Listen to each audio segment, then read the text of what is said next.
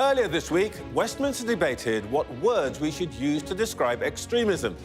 They say that a picture paints 1,000 words. On Friday, in a Moscow concert hall, the killers of ISIS painted the reality of terrorism in blood. This morning, the death toll from the attack stands at 133. 200 are said to be injured. Here at home, a princess opens up to the nation, telling those touched by cancer, you are not alone. Meanwhile, the Prime Minister and Chancellor say they've got a plan. But ahead of local elections, the voters don't seem to think it's working yet. The Chancellor thinks he's had a pretty good week, with inflation down and the Bank of England hinting at rate cuts to come. We'll speak to Jeremy Hunt about the true state of the economy, plus the Moscow attacks and the Princess of Wales. Anneliese Dodds is the chair of the Labour Party, which is in buoyant mood heading into the local election campaign with big poll leads. We'll try to understand what the party would do on the economy if it takes power. Following those attacks in Moscow, we'll try to work out the global impact and what Vladimir Putin may do next. Plus, it's 1 year on from the detention of the journalist Evan Gershkovich, so we'll speak to one of his Wall Street Journal colleagues about the campaign to secure his release. We've heard the word extremism thrown around a lot recently by politicians and the media. But is there really a bigger threat now, and is government doing the right thing? I'll speak to the independent advisor on social cohesion and resilience, who's got a new report out tomorrow. That's Sara Khan. And with us throughout the show, former editor of the Financial Times, Lionel Barber, director of centre-right think tank Onward and former journalist Sebastian Payne, and London playbook editor from Politico Europe, Rosa.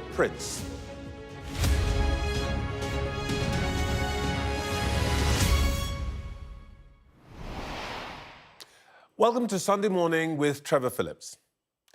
Vladimir Putin likes to accuse his political enemies of degeneracy.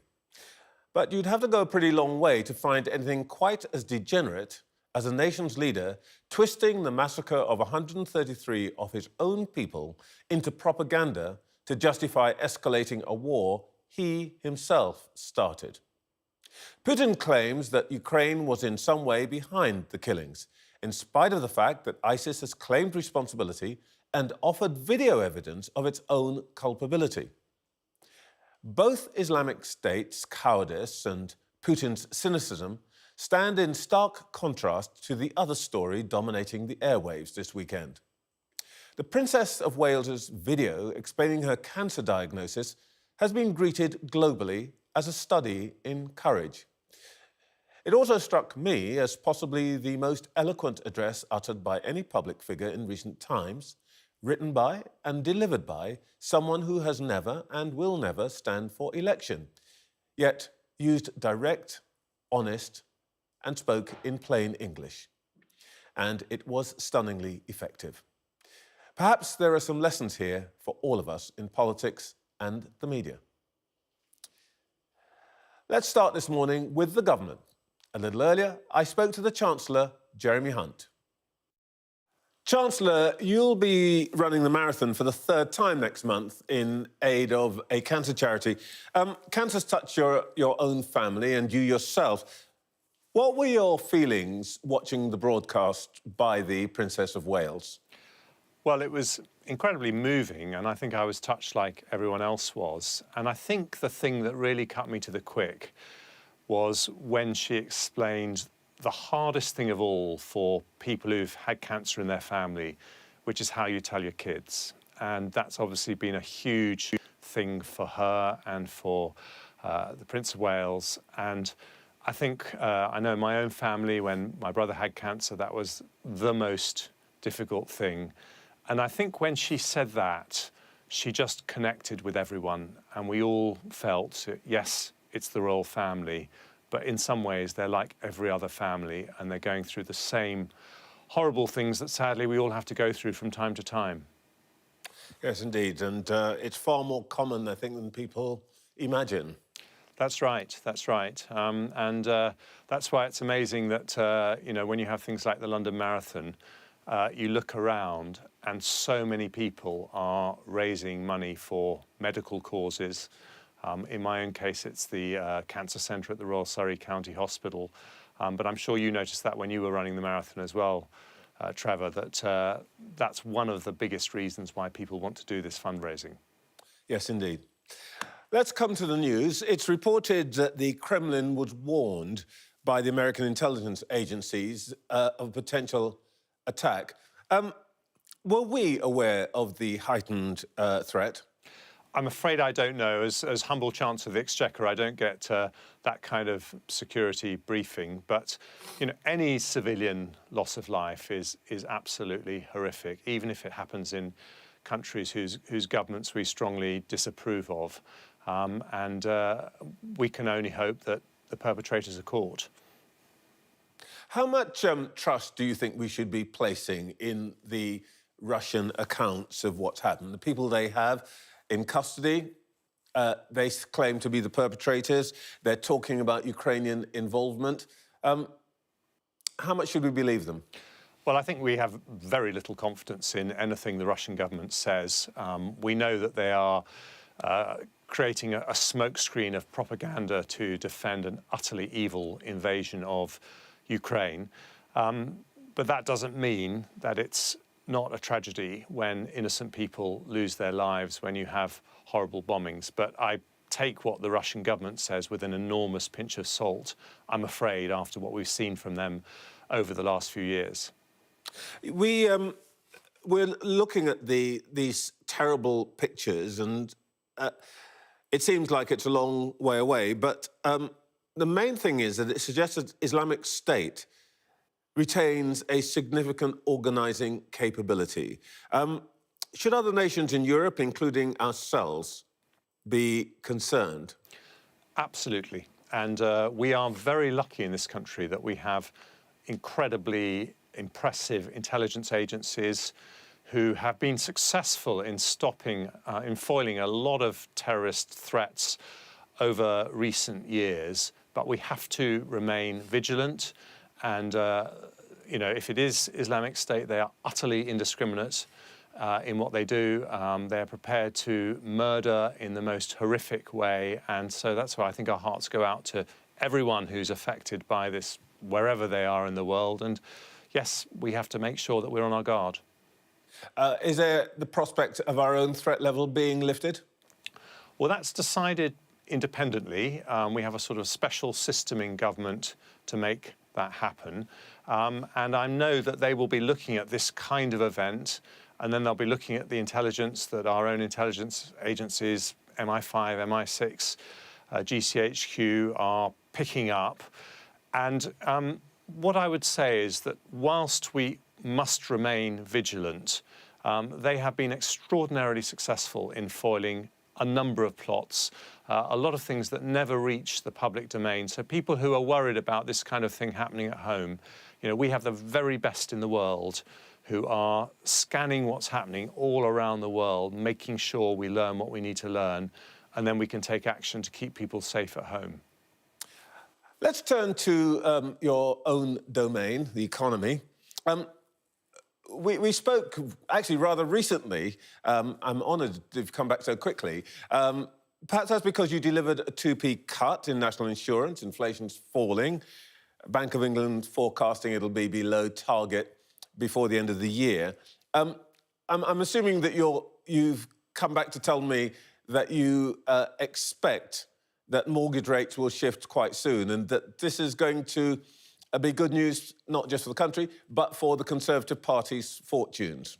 Well, I think it's good news for the economy, and I think it shows with inflation down at 3.4% that the difficult decisions we took were the right ones. But that's not actually why I've come on this morning, because this is an election year. The country has to make a very big choice. The economy is one of the most important things that people will be thinking about when they cast their vote.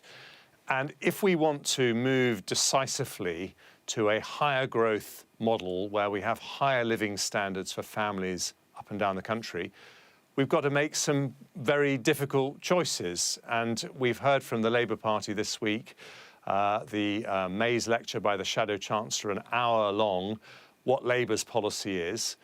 And really my concern is that they are not confronting any of those difficult decisions. Let me just give you one. If we're going to grow, companies are going to need to hire more workers.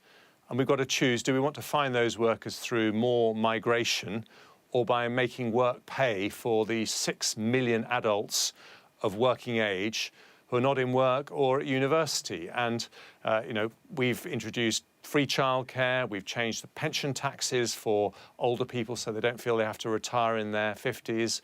Mel Stride, the Work and Pension Secretary, is getting 1 million more people off benefit and back onto work through the Back to Work programme. Okay.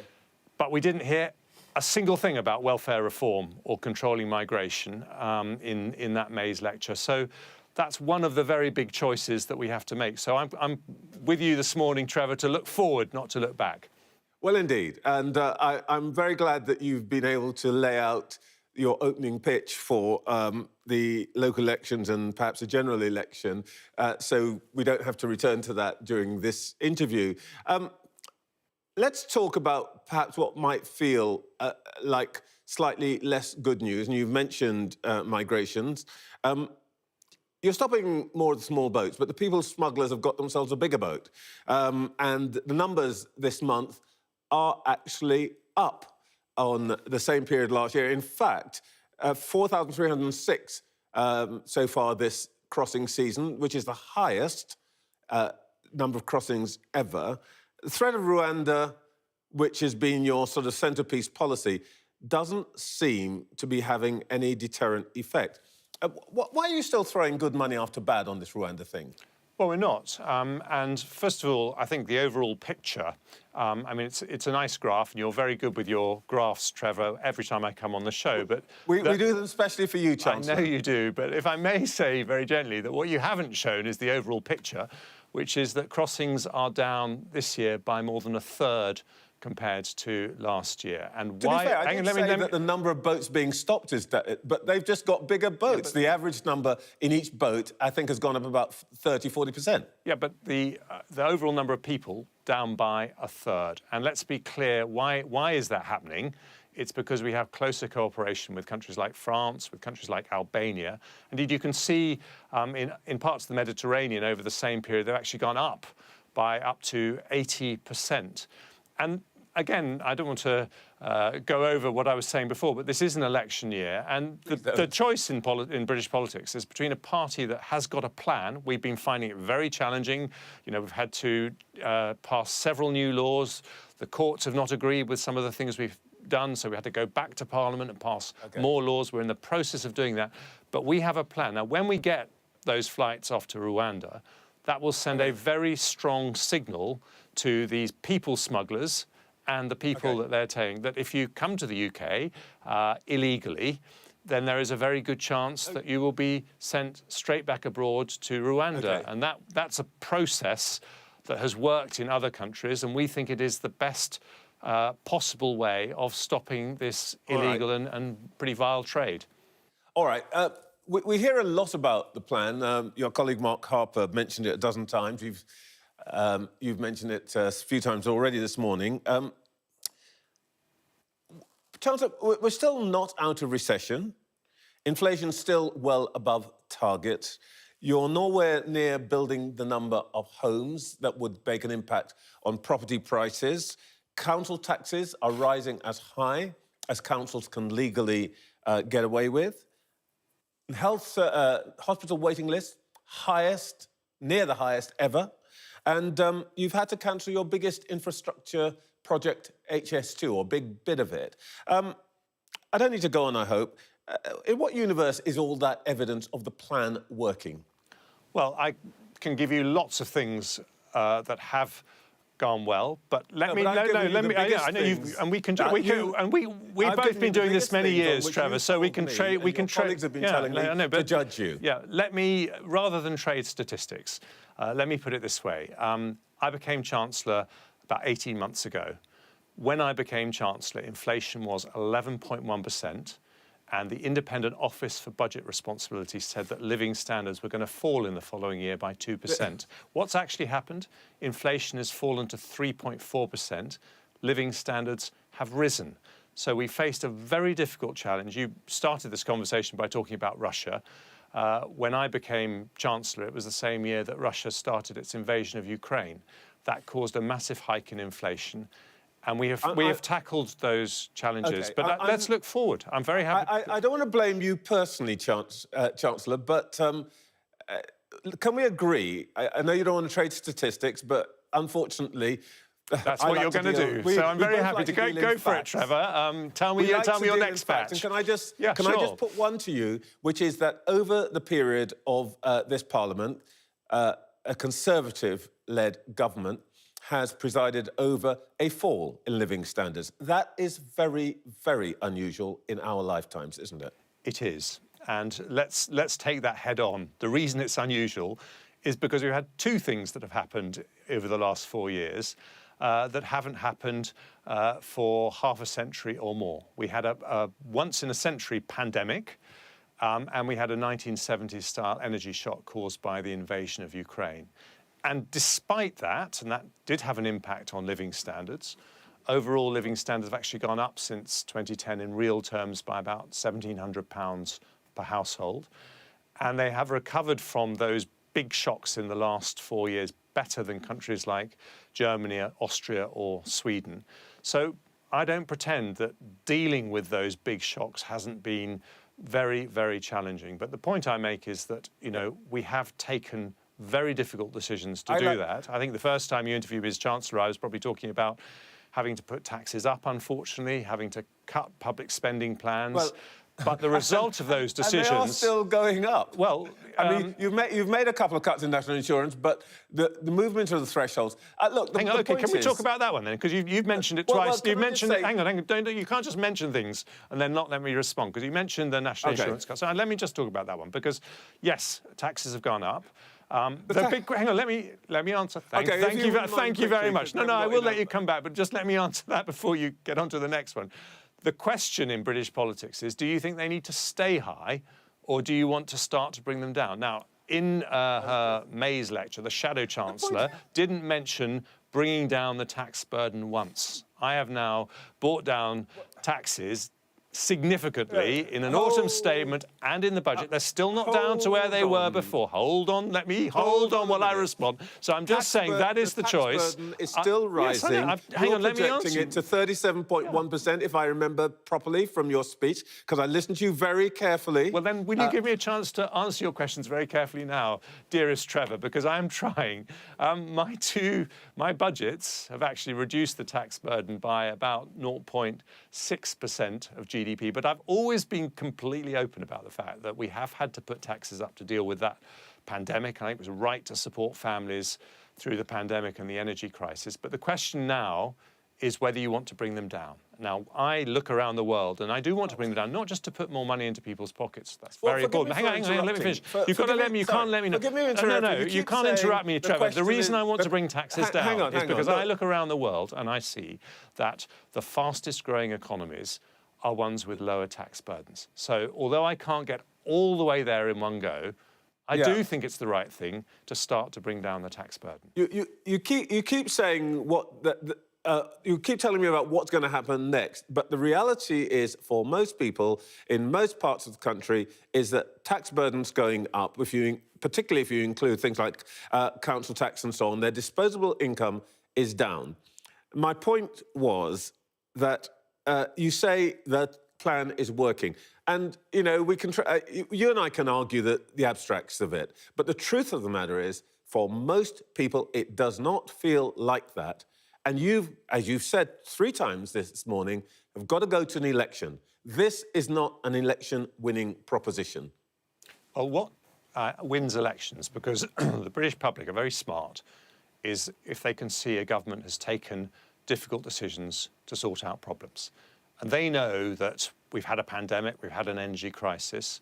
When you talked about disposable income, people's household incomes, how wealthy they feel, well, what the Office for Budget Responsibility, completely independent body, said at the budget is that we're going to get back to the pre-pandemic household disposable income next year, 2 years earlier than they predicted. So the economy has been much more resilient, but because of the decisions that we've taken, inflation has come down faster, and living standards, as I say, have actually risen over the last year. So that's the reality. I don't pretend that it hasn't been difficult. I don't pretend, putting up taxes was one of the difficult decisions that I had to take. But that's not the issue. No one disagreed with that when it happened.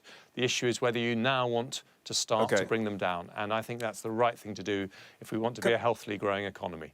I just want to give you very briefly a chance to deal with something that's come up this week. You said on Twitter X that £100,000 is not a huge salary in your constituency. And I assume that you mean that given high cost of living in your Surrey constituency, parents who might not qualify for the new childcare support now should. Whatever the truth of it, and you and I can talk about the numbers and so on, do you regret tweeting that? It doesn't sound right, does it, to say £100,000 is not a huge salary? Well, I was talking to a constituent who was pointing out to me that, what sounds like a large salary, when you have house prices averaging around £670,000 in my area, if you've got a mortgage and you've got childcare costs, it doesn't go as far as you might think. And she's right. It doesn't go as far as you might think. And that's why I want to give help to families. That's why the childcare measures are very important. We weren't able to afford to fund childcare for people on the highest salaries, but I was simply saying that's something I'd love to be able to look at in the next Parliament, but we can't afford to do it now. Chancellor, thank you very much. Come back soon. Thank you, Trevor. It'd be a pleasure.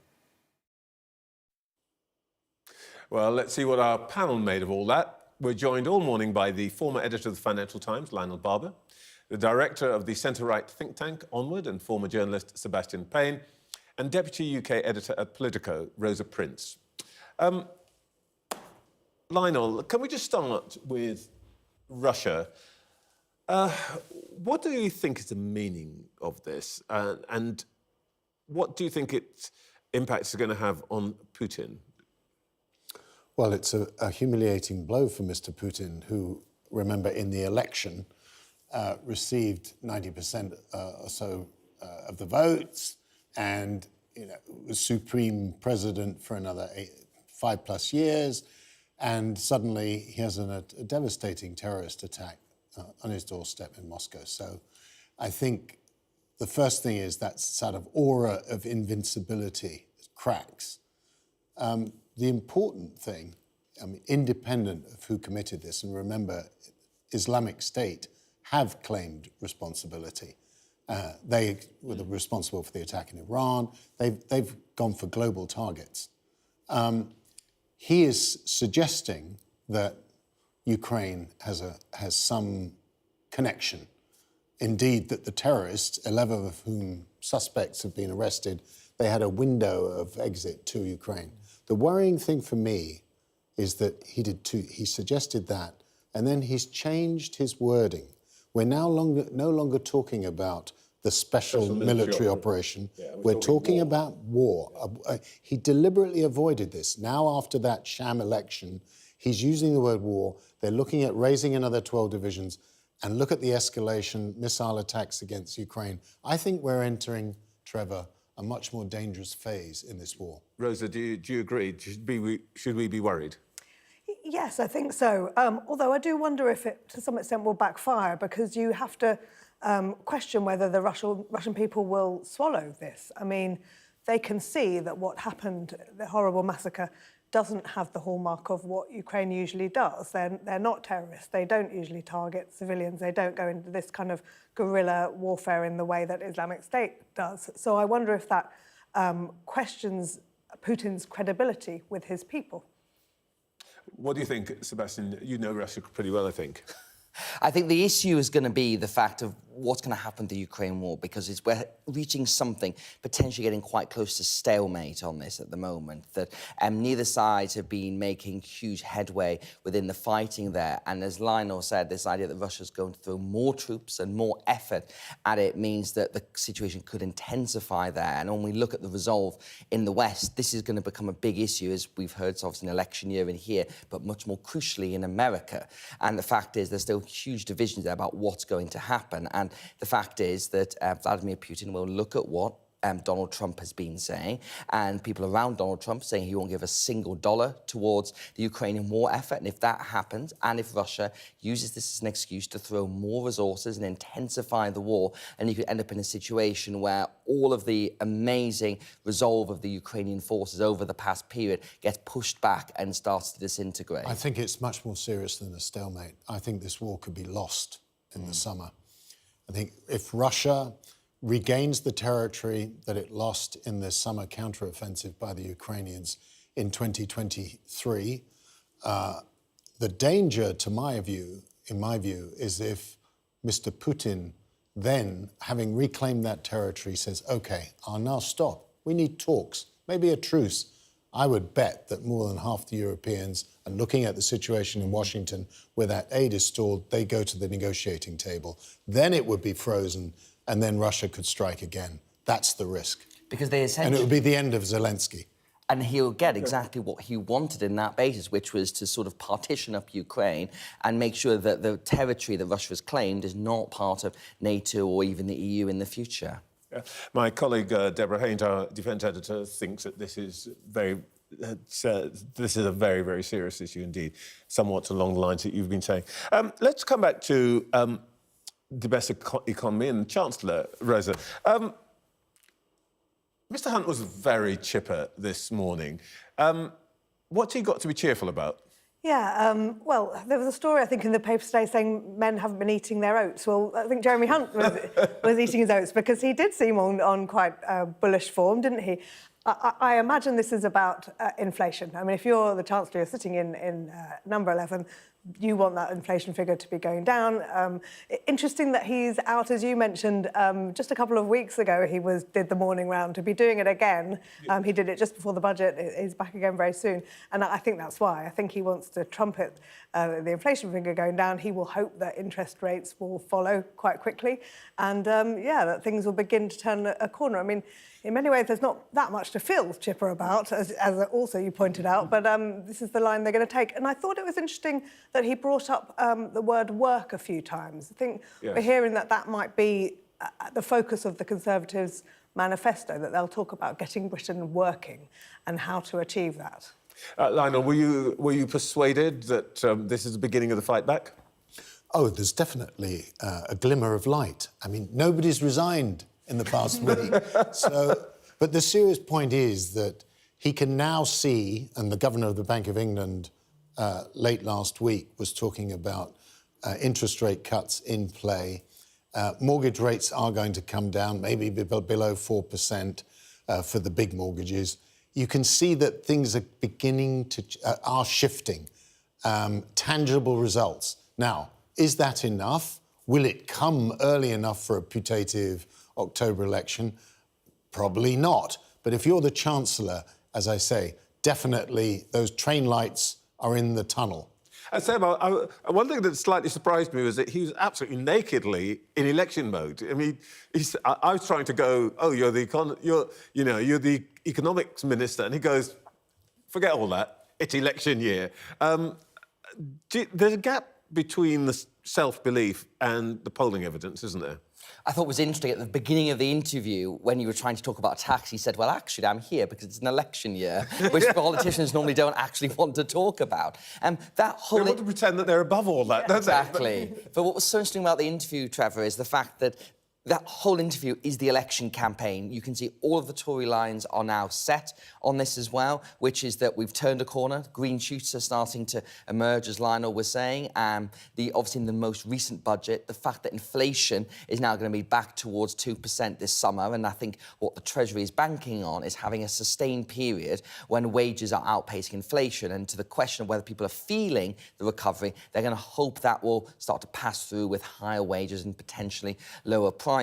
But I think you've got to balance this with the fact as well that, you know, there still needs to be more effort in the public realm about what people's lived experiences of public services. If you look at the polling evidence, the number one thing that matters to people is obviously the cost of living crisis, but number two is the health service. And I think that what the Chancellor is going to need to find a message on, which is not quite there yet, is how are you going to fix this? I mean, it's a question for Labour as well. But ultimately, we've got to be too careful that when we're having a conversation here about the economy and you've got stats and figures, it doesn't necessarily chime with what people are seeing and feeling. So I think they're hoping to have a good period where, you know, you get some interest rate cuts. As Lionel said, Andrew Bailey signalled we'll probably get at least one rate cut before the election comes. You never know, two, depending on where things go. But if they start to come down quite a lot, that again has quite a big difference on people's lived experiences. Yep. But you've got to balance that with some of the right stuff for the public realm as well. Well, this lived experience point is very important, is it? But as well as timing, you know, the good stuff might happen after January the 25th, 2025. But, you know, I did run through the issues of house prices and the cost of living and waiting lists and all of that. And frankly, I could have gone on, I could have spent 5 or 6 minutes in the interview doing that. How do they get past the fact that the things that people are experiencing, having to pay the council tax bill and so on, don't chime with the picture that they're trying to paint? Yeah, well, I thought his attempt to sort of brush off, the cost of living crisis, that's all about the pandemic and Ukraine. I mean, that is beginning to sound pretty old. I mean, that's a record that if they're going to try and play that going into the election, I don't think will work. I think you're right. The budget said nothing about, for example, housing, which is something that young people in particular are going to vote with their feet come election day. Sorry, guys. I have a plan. I have to stick to it. And it says that it's just after 9 o'clock. You're watching Sunday Morning with Trevor Phillips. In the last hour, the Chancellor told this programme the government has very little confidence in anything the Russians say, and he worries they could be creating a smokescreen after the Moscow attacks. Jeremy Hunt said the Princess of Wales was very moving in her message about her cancer treatment. Lots more to come this morning, following a big speech on the economy by the Shadow Chancellor this week. In just a moment, we'll hear from the Labour Party chair, Anneliese Dodds. And we'll get the very latest on those brutal attacks in Moscow and try to work out what Vladimir Putin may do now. We'll get an update on the campaign to free the journalist Evan Gershkovich, detained in Russia a year ago.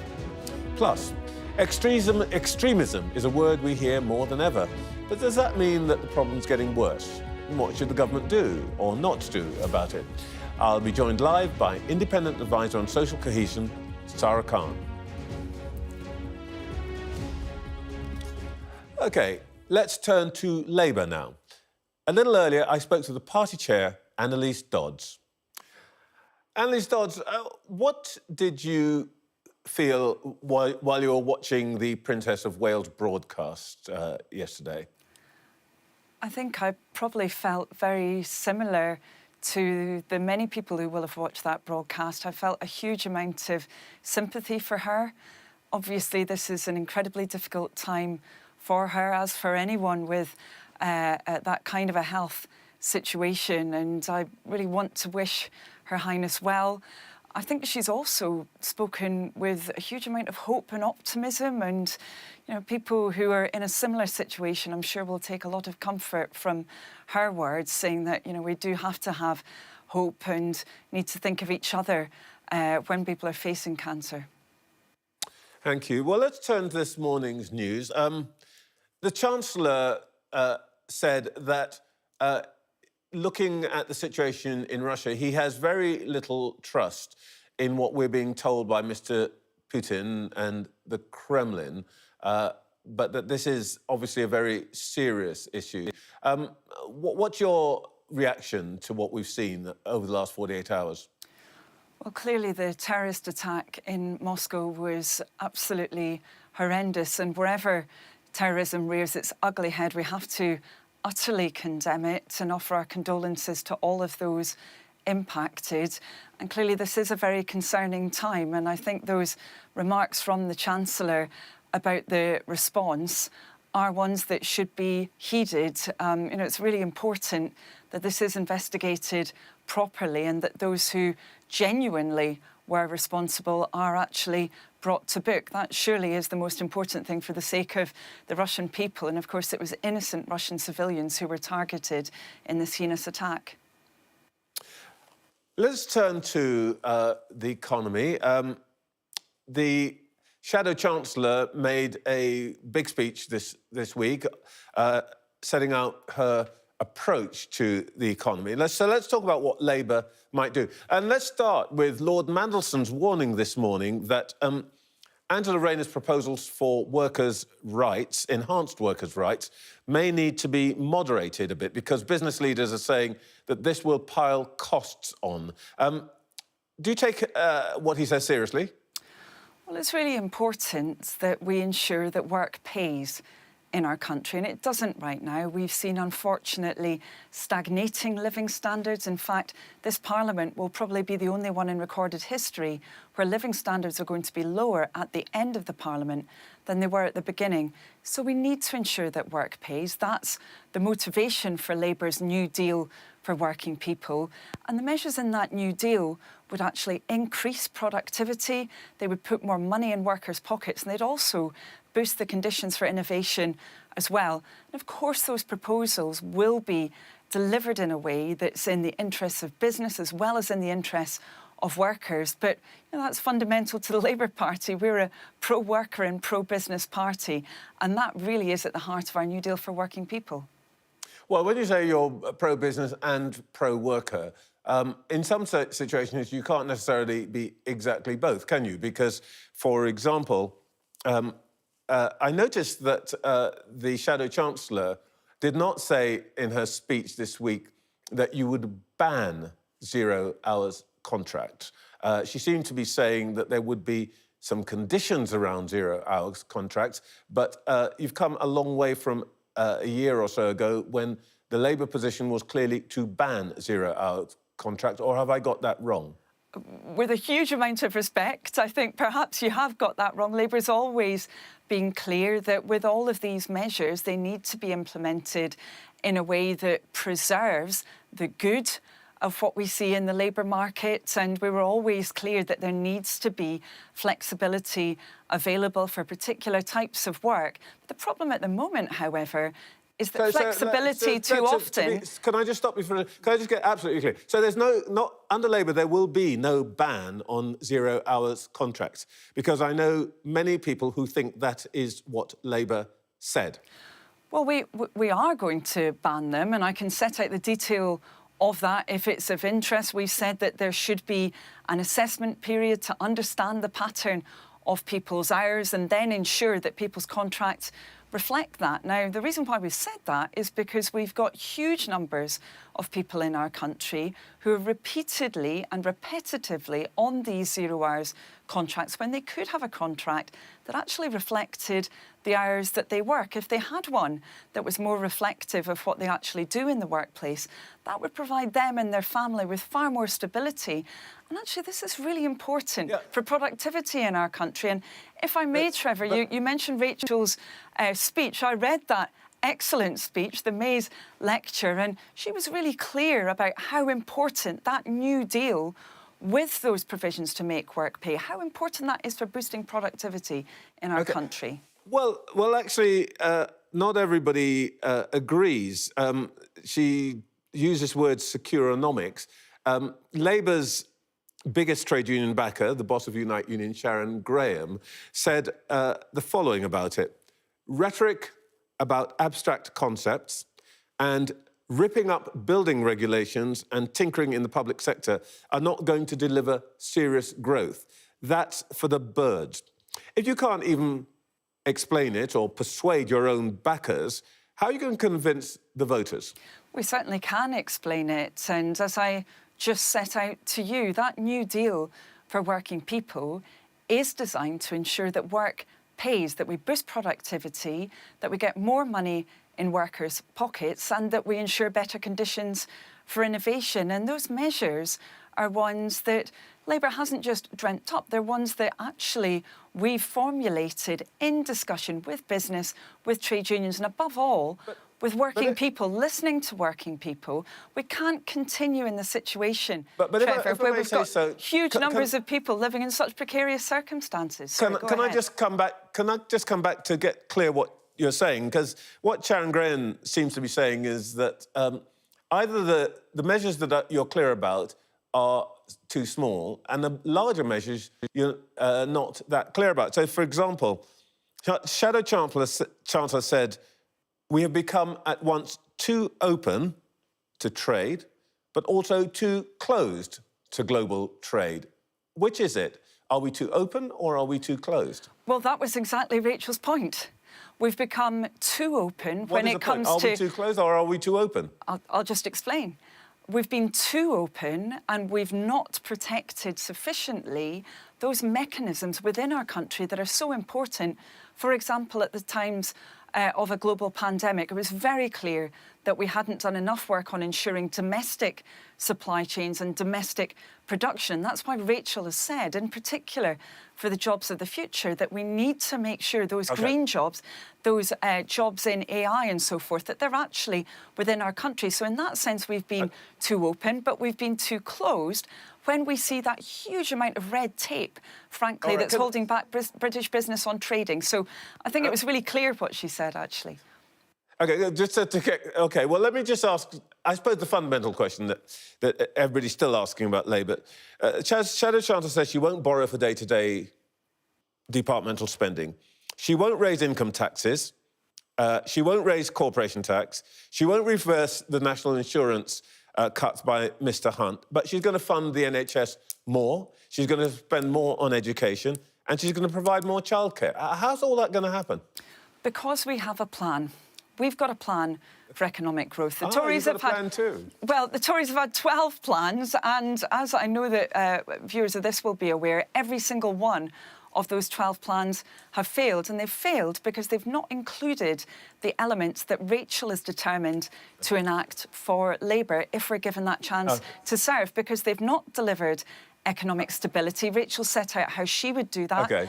They've not delivered the investment that we need. Again, we set out how we do that with a sovereign wealth fund we would create, and they've not delivered on reform either. They haven't delivered the changes we put in place to get Britain building again. Anneliese Dodds, thank you so much for your time this morning. Pleasure. And no doubt we'll carry on talking about this for several months. I hope so. Back to our panel now. Lionel Barber, Seb Payne and Rosa Prince. My team is threatening to make me have a drink every time somebody says plan on this show to see whether I can actually make it to the end of the show. Lionel, are you any clearer now about what Labour would do? Well, I am a little bit clearer because I did actually read the whole of the May's lecture, and I know one or two people have been, somewhat unkind, talking about secure You're not looking at me, are you? Well, I was actually, but saying it was a bit too abstract. But there was some serious attempt to make have a framework for policy. I mean, Britain's reached a sort of hinge point here in history. It's like 1979. We need a big change. The failures of both Thatcherism at one end and New Labour. We need a sort of new approach in a context of rapid technological change, interstate rivalry we were talking about with Russia, and climate change. So that was the good bit. I think there were some other important points that she was making about the role of the state, but she's awfully dependent on the confidence of the private sector. And this is where the arguments over the labour market, workers' rights are going to be important, because she's actually looking that there isn't any money. So she's going to need businesses' support for the capital investment to take this country forward, never mind the funding needs of the NHS. Yeah, well, in fact, the move that they've made on the so famous 28 billion Green Prosperity Plan essentially, they've now saying that instead of the government putting in 28 billion, it's going to be 3/4 private sector, though not quite sure where that's coming from. Rosa, can you describe the plan? Not sure I can describe the plan in a great deal of detail. I can definitely describe some of the tensions I thought that you teased out there. The stories today that Peter Mandelson, Lord Mandelson, is unhappy about this new deal for workers. I thought you rather skewered her because she sort of said, well, it's a consultation, and then she went, no, but we are banning 0 hours contracts. And I think that's going to be, as we get closer to the election, I was speaking to some of the trade unions recently about this, and they are pinning everything on this new deal for workers. This is their big ask. You know, they are still Labour's main bankroller. This is what they want, this is what they expect. And they've got Angela Rayner there as their kind of totemic figure who's going to deliver it.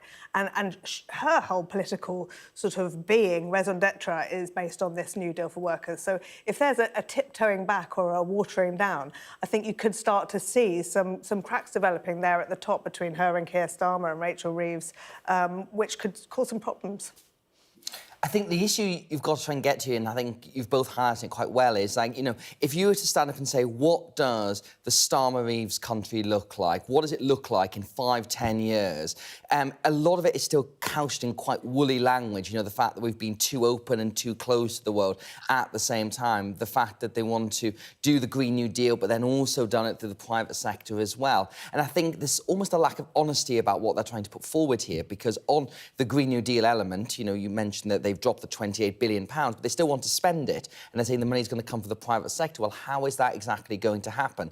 And this point on workers' rights, which is all over the papers today, this is going to become quite a big election issue, I imagine, because this is trying to pit exactly where Labour is. Is it very much on the basis of pro-workers, or are you going to a kind of new Labour territory where we're going to be very much cosy to business on this? And you can feel that there's some parts of Labour are trying to pull it away from the trade unions and more towards business. But as you said, for Angela Rayner, it's really important. I think it's really important for Ed Miliband as well. Well, I did jerk back, Trevor, when I saw those two words, guarantee stability. I mean, how do you do that? It. But behind that is the big point, which Sebastian has just alluded to, which is we don't want to frighten the financial markets, because then borrowing costs go up and then we're really screwed. OK. In just a moment, we'll get the very latest on those Moscow attacks.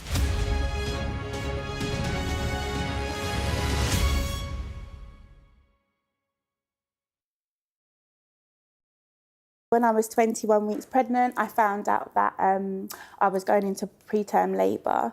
They did everything they could to try and stop that, but I still ended up having the twins at 25 weeks. Obviously, it's a very, very scary time when you have babies that premature. So I had Luna and Luca on the 31st of Jan in 2022, and obviously we're rushed to neonatal, and you just kind of try and prepare yourself for a very long stay in hospital. You were in hospital a long time, weren't you? Yes, 89 days in total Luna was in hospital for. And at the beginning, it was Luna that was very sick. She was the very sick baby. And we weren't really concerned about Luca because he was doing really well. But then very suddenly, when he was just 3 days old, he died of a condition called neck. So then we had to kind of deal with the grief and the loss of losing a baby, which obviously is, you know, you can't really put into words. No, and then still have to deal with another baby who's very sick and poorly in the neonatal. She moved to special care when she was about 7 weeks old, and that's when we kind of knew that she was kind of on the straight and narrow. The Tommy's New Research Centre basically set up because at the moment 53,000 babies are estimated to be born preterm in the UK, which is just, you know, such a high number. And those children, you know, lots of them can die or they can have lots of complications. And the research centre aims to really cut that number and have lots of researchers kind of working together to try and come up with ways to kind of stop preterm labour and also offer care which for everybody is consistent across all different hospitals.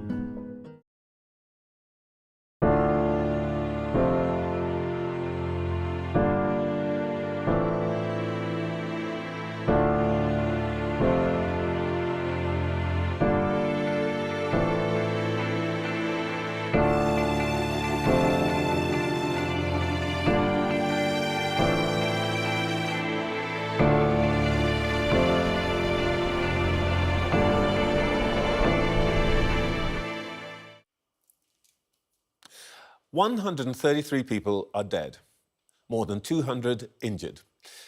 President Putin says gunmen who opened fire on concert-goers in Moscow have been arrested on their way to Ukraine. But Islamic State says it's behind the attack. The United States says it warned the Russians about a potential atrocity. What will Putin do next? And could he use it as a pretext to escalate his war against Ukraine? We're joined by the Wall Street Journal's world coverage chief, Gordon Fairclough. But I first want to speak to Sky's own international affairs editor, Dominic Waghorn. Dominic, what do we know this morning about where this all is? Well, we know that the Russians claim that Ukraine was in some way involved. We know that the Russian government is telling its pro-Kremlin media to emphasise links between the attack and Ukraine. But we know Islamic State has claimed responsibility, has produced video evidence that was involved, self-implicating. And we know that Western intelligence believes Islamic State was behind this. So it's not surprising that Putin is trying to draw the dots between this attack and Ukraine, but it's not convincing at all. But I think the point is that I think he's doing this not for foreign consumption at all. He's doing it for domestic consumption. We have to always bear in mind with Russia, it completely controls its own information space. It's a kind of echo chamber. But in terms of selling the story to the Russians, although it's a massive security failure, he can turn it to his advantage. I mean, it's such a big failure, Trevor.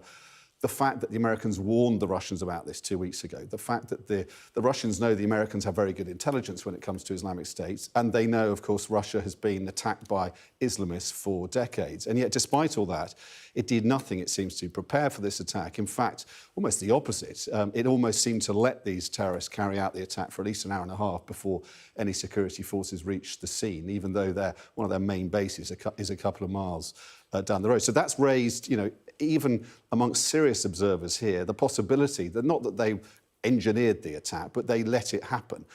We can sort of leave that aside in the sense that what's really important is how the Kremlin now uses this attack, and clearly is using it to support its propaganda against Ukraine. And that's at a time when it seems to be trying to escalate and expand its war in Ukraine, because it sees itself as having the advantage. The wind are in its sails, and it sees an opportunity here. While the West is still in disarray in terms of funding and support for the Ukrainians, it wants to do what it can to press home the advantage, and one way of doing that is possibly another mass mobilisation, and it will be able to use this as propaganda to conscription of more.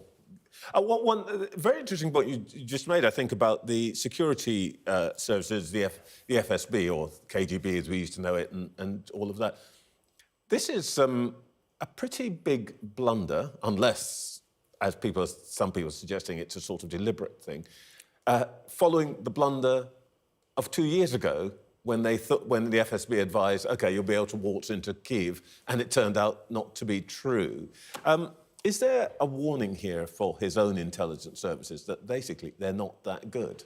Potentially, and I think with Russia, you're always kind of jostling between cock-up and conspiracy. Either they kind of saw it coming and thought, we can't stop it, we can turn it to our advantage, or they simply have a massive security vacuum. And let's, just look at the Prigozhin mutiny, where a mercenary army was able to advance on Moscow, get within 120 miles unchallenged. As all these units were trying to work out, do they support it or not? Although, well, let's just stay on the sidelines. And there is clearly a failure in terms of security within the heart of the Russian security establishment. So it's very hard to work out whether this was a total failure or whether it was then seen as an opportunity. But I think the important thing now is it will be used as an opportunity by the Kremlin. And as I say, the war is now moving in Russia's direction. The House of Representatives in Washington's gone on a 2-week Easter recess without still tackling the multi-billion-dollar aid package for Ukraine. Europe is still not managing to come up with enough shells to support Ukraine. They're in serious trouble in the military sense. So we're not looking so much as a possibility of them holding off the Russians. There is now the possibility of the Russians winning. I mean, the EU's Foreign Affairs Supremo, Joseph Borrell, actually raised the possibility of Russia winning by the autumn. So all of this is certainly in Russia's favour, and it can now, and Putin's a past master at using events that certainly make him look bad, then turn it to his advantage. Indeed, a point in a way that Lionel Barber was making a moment ago. Gordon Fairclough, thank you for joining us. We invited you because this is the anniversary of the imprisonment of your colleague, Evan Gershkovich. Do you think what's happened this weekend is going to make your task of finding a way out for him more difficult? I certainly hope not. We're doing everything that we can. I think that this really is a matter between the Russian government and the governments of the U.S. and its allies right now. And Russia's been fairly clear that it wants something, and we're hopeful that some kind of deal will be struck.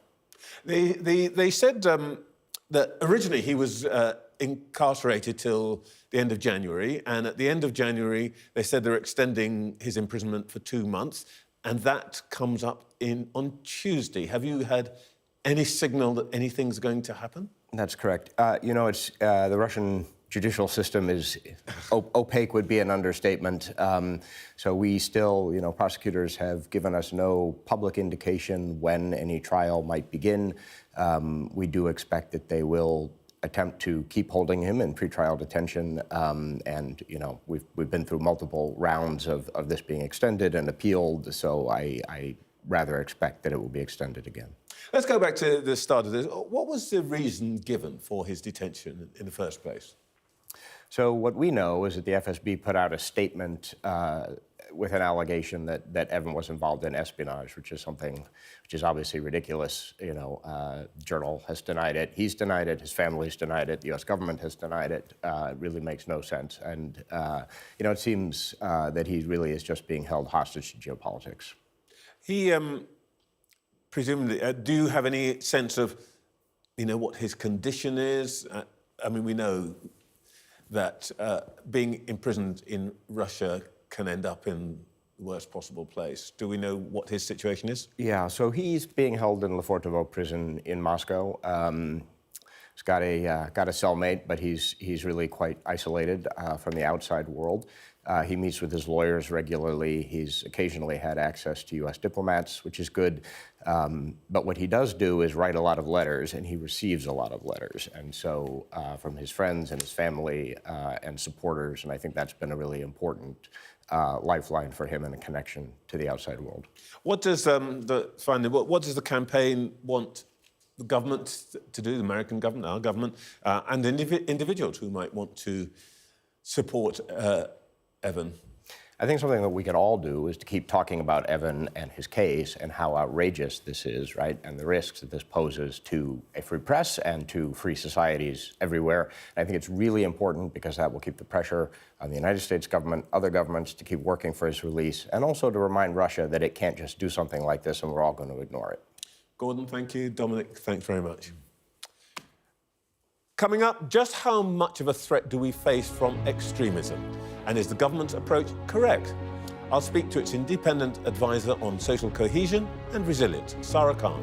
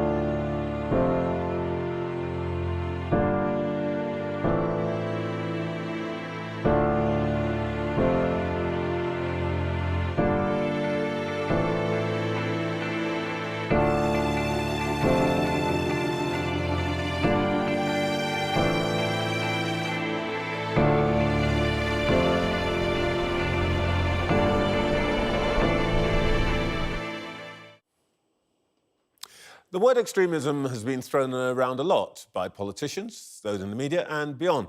There's undoubtedly been a big rise in tension and hateful behaviour since the October 7th attacks on Israel by Hamas.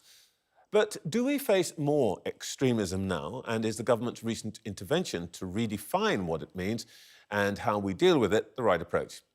Sara Khan is the government's independent advisor on social cohesion and resilience. She's got a new report out tomorrow and she joins me now. Morning, Sara. Morning, Trevor. At the heart of what you're reporting on are a number of cases, including the one at Batley Grammar School, after which a teacher went into hiding. What did you find in your investigation? So my review is an examination of some of the contemporary threats to social cohesion and democratic resilience in our country. And there's a whole range of different threats I outline in my review. One of them is what I've termed freedom-restricting harassment, which is where individuals experience or witness threatening, intimidatory or abusive behaviour, which is then leading people to self-censor out of fear to themselves. So it's really concerning. And one of the examples I highlight is that case of the Batley RS teacher who, of course, went into hiding about 3 years ago. And it's a shocking example. It still shocks me today that in our democracy in this day and age, the fact that a teacher, just in the course of his duty, was forced into hiding because of his activity, because he was delivering a legitimate educational lesson with no malicious intent. And one of the reasons why I wanted to look at that case study was to understand why. Why was it he felt he had to go into hiding? I wanted to assess what was the response of the agencies. Did they give him the help he needed? And it is a very devastating case. In his particular case, it was about the fact that in the course of his lesson, he showed images of the Prophet Muhammad, and some parents objected to this, and then there were demonstrations outside the school and all the other stuff followed. But it's not just about Islam, is it? No, of course not. I mean, in this particular case, you're right, there was an independent investigation that actually looked at what he had taught, and they said that it was purely for educational purposes. And he actually used the image of the Prophet Muhammad for that reason. It was a lesson about blasphemy and offence and how do we, as a diverse democracy, deal with offence. And that's what the lesson was about. And of course, some of those protesters decided to engage in threatening and intimidatory behaviour. And of course, we have to remember there are a lot of Muslims who absolutely supported the teacher. They did not support the protests, and they were very much in support of him.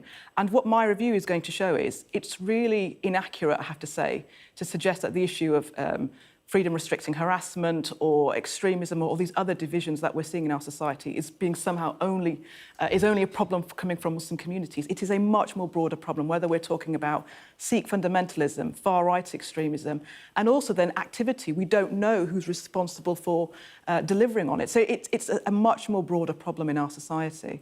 One of the points that I think you raised is this issue of self-censorship. That a lot of these incidents don't ever get to the point of demonstrations and public conflict because people just go, oh, I don't want to deal with it. How serious do you think that problem is? One of the things that my report's going to show tomorrow is this idea of freedom-restricting harassment. And you know, Trevor, that over the last couple of years, but particularly in the last couple of months, the focus has been how members of Parliament and those in public life have been at the forefront of experiencing this level of harassment and censorship. What my report is going to show for the first time is that this is a much wider problem in our society, which is affecting people from all walks of life. So I'm talking about councillors, journalists, teachers and academics, those working in the arts and cultural sector who are experiencing severe levels of harassment and abuse, which is then resulting in them self-censoring. We did a poll of the first kind, which shows to the extent the public experiencing freedom-restricting harassment. So, for example, over 3/4 of the public have refrained from expressing their personal opinion in public because of fear that they will receive freedom-restricting harassment. Nearly half of the public have witnessed others experiencing freedom-restricting harassment, which has then resulted in them self-censoring as well. I'm just showing you the chilling impact. And 27% of the public, having experienced life-altering consequences of freedom-restricting harassment, have had to change substantially the way they live their lives. This includes, for example, taking additional security measures, changing house, having to leave their jobs. That is devastating, and the public are, unsurprisingly, very worried about this. So again, what our polling showed was that around 7 in 10 of the public believe that it is having a severe impact on their ability to live freely in our country. It's censoring the way they live their personal and professional lives.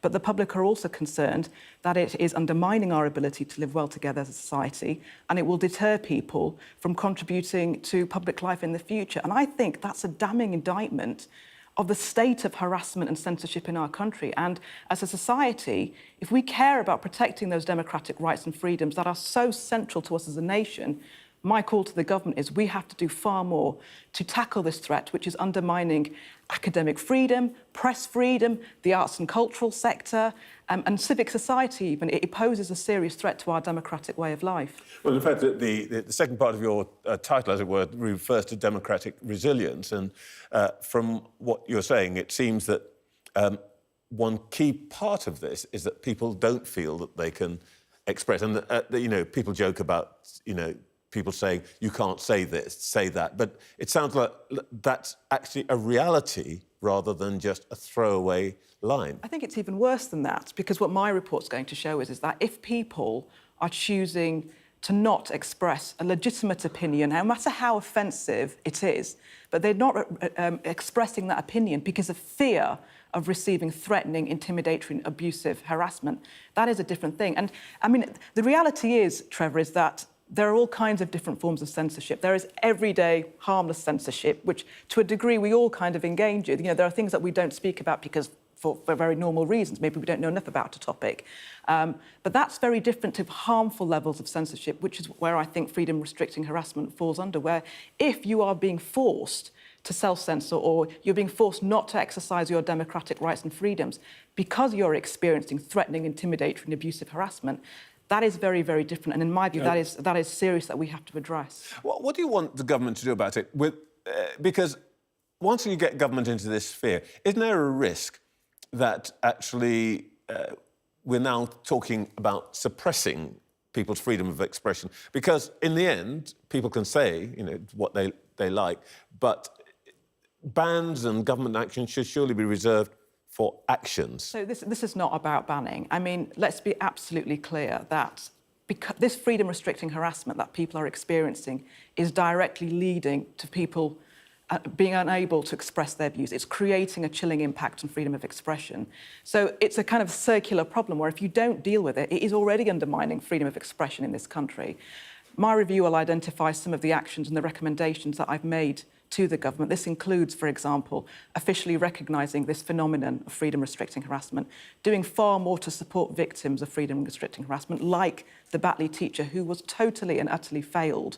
He was not given any support. He was not recognised as a victim by the Victims Code, for example. He was not even recognised as a victim of crime, despite the completely life-altering experience he had to go through. I think that's unacceptable. And the fact that the scale of this is so significant is, in my view, something that the government has to deal with. So it's not about banning groups. It's about ensuring that, yes, are our laws robust enough, our police looking at harassment cases more effectively, but also this is about behaviours. It's about how do you and I, living in a diverse democracy, how do we respect our differences? No matter how much we may have different political opinions or views or beliefs, we have to be able to live together in a way that respects and recognises those differences in a plural democracy. Sara Khan, report out tomorrow. Thank you very much for talking to us today. Thank you very much. In just a moment, we'll hear once again from our panel.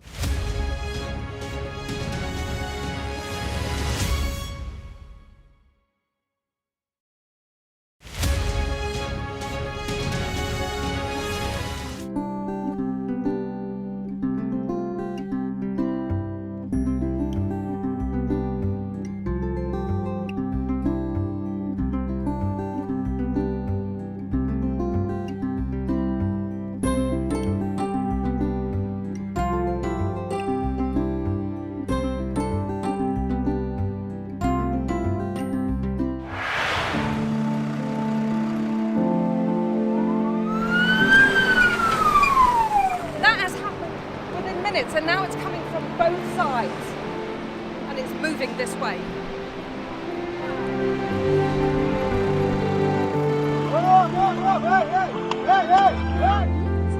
Only about half a mile from the Turkish coast, and it's evident that the boat seriously overcrowded.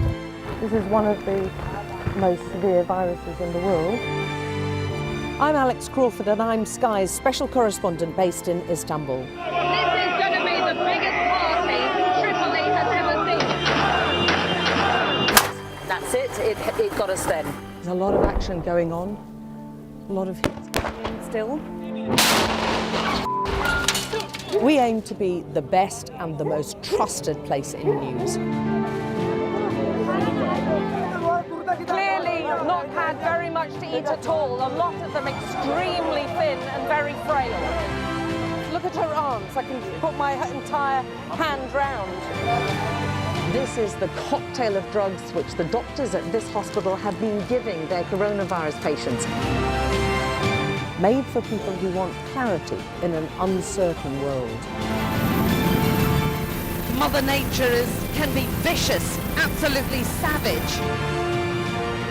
The world's largest falls now down to a trickle in places. I can't imagine how much plastic is lying at the bottom of this huge lake. Whoa! Close and personal with her, I know. This is what makes the job so fantastic.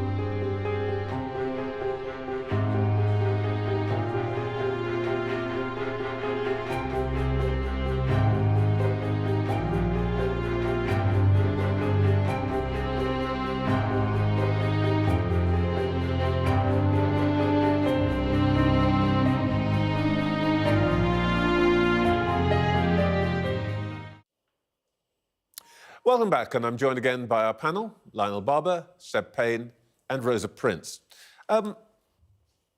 Rosa, I thought Sara Khan's depiction of the situation was pretty startling. 76% of people say that at some point they feel that they couldn't say something because of the reaction of those around them. That's a big number. It is a big number. It will be interesting to dig a bit deeper into it and find out what's going on, because on the one hand, it's probably quite a good thing if people do take a moment to think and don't say things that these days we consider perhaps racist or sexist or problematic in another way. That's a bit optimistic, you know. You want to encourage people not to say dumb, sexist and racist stuff. Exactly. And maybe my dumb thing is somebody else's freedom of speech. It's a constant sort of battle between my right to say something and my right not to be discriminated against and spoken against in a way that I don't like. I think we don't want everyone kind of sitting in their workplace secretly bubbling away with things that are relatively innocuous that they feel that they can't say because of some kind of culture that's too oppressive. But at the same time, we also don't, people should think and try not to be unpleasant to each other. I think this question about what defines extremism, which you were touching on, Trevor, is a really interesting one, because obviously we saw the new definition from the government announced a couple of weeks ago, which has created quite a big political debate on where the line is between free speech and hate speech. And I think, individuals have their own line on where it would be, and this might be the sort of the self-censoring point people have. But where we are as a society on this, and who's the arbitrator of this? And I think it's quite uncomfortable for the government to set themselves with a very firm line as the arbitrator on extremism and where it's going and how that's going to be tested. But we are kind of in this era where I think that line is being probed all the time, and it can be uncomfortable. And we've got to kind of, I think it's not a good idea to have this stuff regulated in a very deep way, and that's kind of what I feel off that. I wonder, Lionel, if this is my personal point of view. I'm just stepping out of my anchor role for a moment. I wonder whether we focus too much on the words, and whether what we ought to be thinking about a lot more is what are the triggers that lead people from saying dumb, racist and sexist stuff to actually doing things which are dangerous, racist and sexist stuff? Well, you won't be surprised that I agree with you, but I'm a First Amendment guy. I mean, you need to be able to have free speech. There must be some restraints. I don't want the government getting involved in this. But the second point is, frankly, I've had enough of the DEI, diversity, equity, inclusion, where it's the organising principle. I never thought that was a good idea in a newspaper. I never thought it was a good idea when I was chair of the Tate Museums. It must be a priority, but it's not the organising principle, because then it gets really into governing and regulating everything. Well, Lionel is now provoking me as the former chair of the Equality and Human Rights Commission, but let's draw a veil. I surrender, Trevor. Yeah, because I could lock you up. Let's talk about the government itself and Conservatives. The Tories have got a problem. The numbers are just not moving. And at some level, they're getting worse. And the cause of their getting worse are actually the votes that are going to UKIP. One poll, beg your pardon, to Reform, forgive me. We've just jumped back 10 years. yeah, I've just gone back. To Reform, I beg your pardon, which is one of the successors to UKIP. They are now, at least in one poll, within 4 points of the Conservatives, which is an astonishing thing. But what's most interesting is some work that's been done by the veteran pollster Peter Kellner, which I think is really rather brilliant. UKIP supporters in 2015, this is where their votes came from. You can see they came largely from Conservatives, but they got a lot of votes from lots of other places. So the Tories, weren't that too troubled by that. But look at it now. Today's Reform supporters, 82% of them come from the Tories. This is a real big problem for the Tories, isn't it? I think when you look at this, you can see that what the Reform Party is doing is sort of a receptacle for people who are unhappy with politics, I think, fundamentally, and therefore they're unhappy with the government. And, people might call it midterm blues, although we're coming towards the end of the term now. And I think the real question is for the Conservatives, how you deal with that chart you're looking at there. There'll be some people who say you should just chase the Reform Party's tail and try and emulate their policies. I think that's a really bad idea. I think that will cause the Conservatives other problems with Labour and Lib Dems. What you've got to look at is the underlying reasons why those 82% of people who support reform who were Conservatives... Which are? Which are, first of all, they're unhappy about the cost of living, which we've talked about, and the programme is turning a corner. They feel that the economic model is not working for them. They're unhappy about migration and the small boats crisis. Don't forget this entered the public domain when Nigel Farage was off on a sailing boat during the pandemic, highlighting all these small boats coming across. And I think that you've got to make the Rwanda scheme work at this point. I mean, whether you should have... Unworkable, Sebastian. Well, whether you should have started with it is a separate question, but to tackle with this, you've got to do something about that. And I think, ultimately, there's a lot of apathy about politics. And where Reform do well is where, you can paint anything you want them because they're not Labour, they're not Lib Dems, and they're kind of an easy vote. And I think when it does come to the election, they will shrink because they're not one of the main parties. And Richard Tice, no one thinks he's going to be Prime Minister at that point. Reform. He is. So things will shrink. But ultimately, it's about those underlying issues that have got to be tackled. But what if it's not Richard Tice? What if it's Nigel Farage? I mean, at the moment, Nigel Farage is sort of not the titular leader, but sort of the leader of this party, doing it part-time. Formally, the party is a company, I understand, and Nigel Farage... I think he holds a controlling interest. I'm not sure, but he holds a big interest. He holds all the shares in the company. He holds a controlling interest. But he does cut through with the public. So I think figures like this suggest that you could have an existential crisis for the Conservatives. I mean, just because you've been around for a couple of 100 years doesn't give you a right to exist in perpetuity. And if they can't do something to tackle this kind of leaching away, if Nigel Farage does decide it's worth his while to sort of give up the GB News dollar and go for it full time, they could have a big problem. I thought one of the other really interesting things from this poll was that Reform are actually leading with men now above the Conservatives, and that's a big problem for them. Lionel, do you think that this may persuade the Conservatives to tilt to what people call the right? Well, they already have. In fact, they're sitting there on the one theme that is the leitmotif. Even Jeremy Hunt, Mr. Militant Moderate, actually talked about immigration. He talked about the boats. It wasn't just your questions. When you look at those numbers, you can see why they're going to be their main plank in their campaign. We're the ones that are going to tackle immigration, illegal immigration, and all that stems from it. The other point, of course, is that given the defections from the Conservatives that both Rosa and Sebastian have talked about, you can see why Labour might be heading for a serious landslide. And I think on the Nigel Farage point, I mean, when it comes to the election, there is a question of why are people voting for him? Because in 2015, people voted for Nigel Farage when he was leader of the UKIP party because they wanted an in-out referendum, and that pushed David Cameron. But he lost in Thanet. But he lost in Thanet. You covered that. Indeed, okay. I remember back in the day. Before we get too far into the weeds of these things, here's the thing that we worry about a lot on our programme, and I think political reporters should worry about. Here is the trust in politics, which is, I mean, it was pretty low to start with, 20%, and now it's down to 9%. This is trust in all politicians. And I wonder whether, in answer to, do you trust politicians to tell the truth, only 1 in 10 people do. That this is, we're talking about dangers to democracy. Surely this is, if you like, the most alarming thing, Rosa? Yeah, I agree. I mean, one of the sort of most important and fundamental aspects to a democracy is just that people do vote. And I think that the Labour Party in particular are going to be hoping they can get their vote out. But if you're knocking on a door and somebody's saying to you, which you hear a lot from politicians who go out canvassing, oh, I don't believe in any of you and why should I trust you, that's a serious problem. It's probably worth saying that this is mostly your fault because you were the person who broke the expenses scandal. It's all my fault.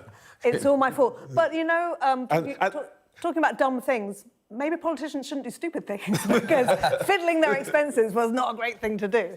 So, yeah, perhaps they could act with a bit of probity. Of course, the probity. erosion of trust applies to all sorts of places in society, including journalism. So I think these are disturbing numbers. They lead to apathy, which then is very dangerous because it means that the loudest prevail, and you need an informed citizenry.